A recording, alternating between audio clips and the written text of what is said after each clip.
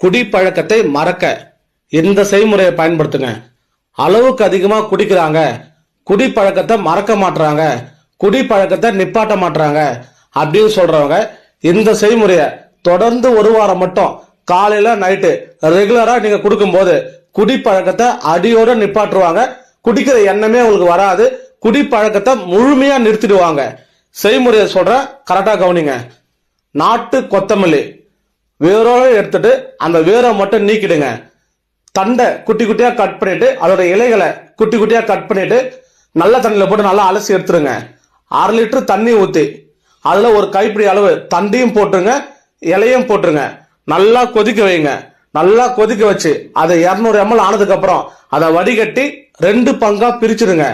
காலையில நைட்டு சாப்பாடு சாப்பிட்றதுக்கு 1/2 மணி நேரத்துக்கு முன்னாடி வெது வெதுன்னு குடிங்க.